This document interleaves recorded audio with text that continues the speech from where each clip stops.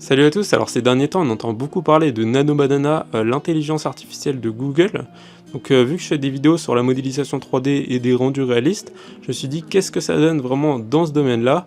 Donc le but ça va être de prendre une photo sur le bon coin et de la passer dans Nano Banana pour voir vraiment est-ce qu'on peut remplacer tous les architectes, etc. Donc dans un premier temps on va voir qu'est-ce que ça donne avec une cuisine, dans un second temps avec un salon, et dans un troisième temps, à la fin de la vidéo, je vous parlerai de quelques petits problèmes qu'il existe encore. Donc si ça vous intéresse, on se retrouve tout de suite derrière l'écran. Ok, donc pour commencer, on se rend sur le bon coin et on va sélectionner plusieurs images. Donc moi j'ai sélectionné 3 images, donc 7 cuisines, ensuite 7 pièces de vie, et pour finir une cuisine avec des formes un peu plus originales. Et donc le but c'est que pour chaque image, on va essayer de créer un rendu réaliste. Donc pour ça, on va se rendre sur Nano Banana du coup. Vous aurez tous les liens dans la description si jamais vous voulez voir comment vous y rendre. La première chose qu'on va faire, c'est d'importer notre fichier. Donc on va commencer par le fichier avec la cuisine. Et donc le but ça va être de remplacer le prompt de base par notre propre prompt. Donc dans notre cas on va mettre retirer tous les meubles et vider la pièce. Donc après c'est assez libre, vous pouvez marquer à peu près le prompt que vous voulez et il va le faire plutôt de manière assez fidèle. Donc là on voit le rendu, je trouve ça assez hallucinant, il a même pensé à laisser une évacuation pour l'eau. Par contre la seule chose c'est qu'il a laissé la crédence. Donc notre but ça va être déjà de commencer par remplacer le sol, donc on va aller prendre une image de carrelage qui nous plaît. Ensuite, on va la télécharger. Par la suite, on va l'importer directement donc à nouveau dans Upload File.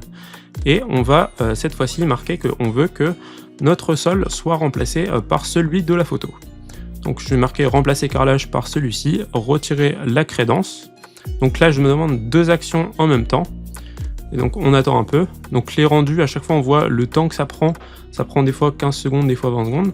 Là on voit qu'il a bien retiré la crédence. Par contre, il n'a pas remplacé le sol. D'ailleurs là il a pris 12 secondes le rendu. Donc pour ça, on va à nouveau donc réimporter notre fichier et redemander de remplacer le carrelage. Donc quand on demande 2 actions à la fois, des fois il a un peu de mal à traiter. Du coup il faut faire généralement un par un. Et donc là, voici le rendu, je trouve ça assez bluffant. Il a remplacé par un carrelage vraiment similaire. On voit qu'il y a juste un petit trait qui nous dérange, mais sinon je trouve ça assez fou de voir comment il a fait sans dénaturer le reste de la pièce.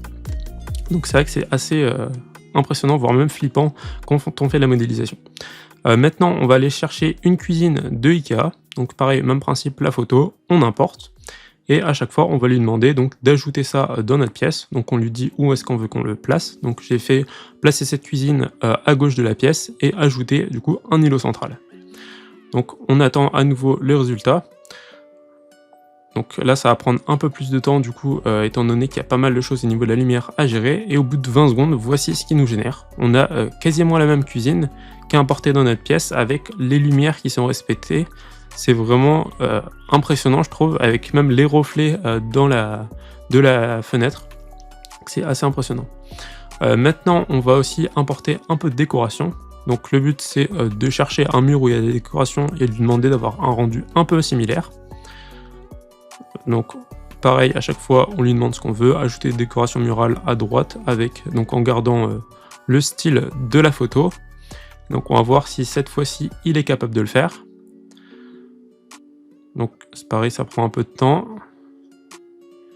Et du coup là, pour la première fois, on a un rendu qui est totalement incohérent. Du coup on va faire Edit, donc là où il y avait le carré rouge.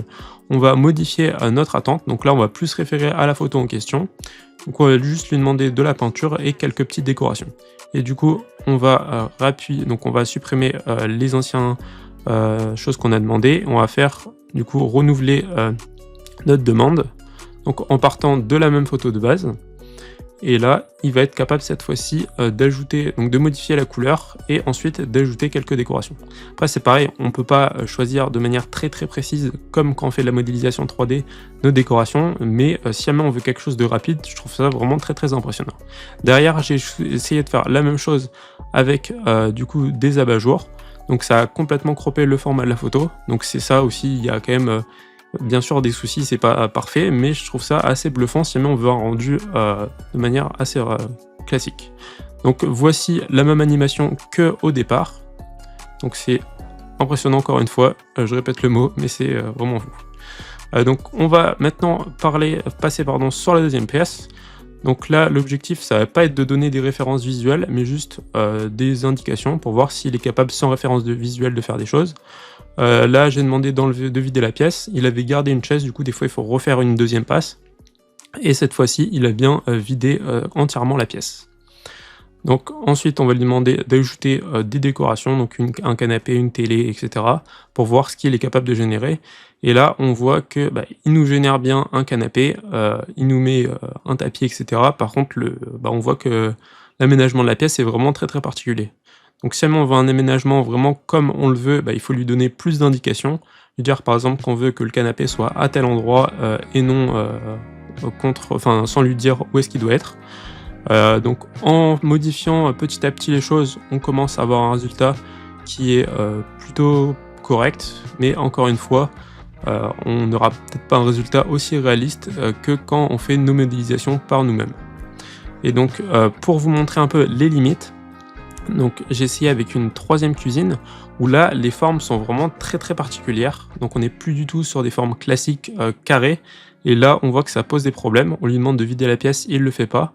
On va ensuite lui redemander, il le fait toujours pas, et j'ai essayé une autre fois avec une autre pièce et il l'a fait, sauf que il nous a complètement changé la forme de la pièce.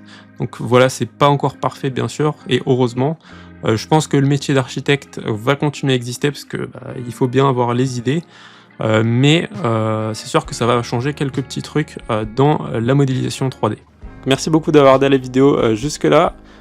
Si jamais vous voulez voir d'autres vidéos du genre, n'hésitez pas à vous abonner. Si jamais vous voulez apprendre à utiliser SketchUp et Twinmotion, parce que oui, je pense qu'il y a un avenir quand même pour la modélisation 3D, j'ai des formations juste en dessous dans la description, et puis on se retrouve dans les prochaines vidéos. Salut!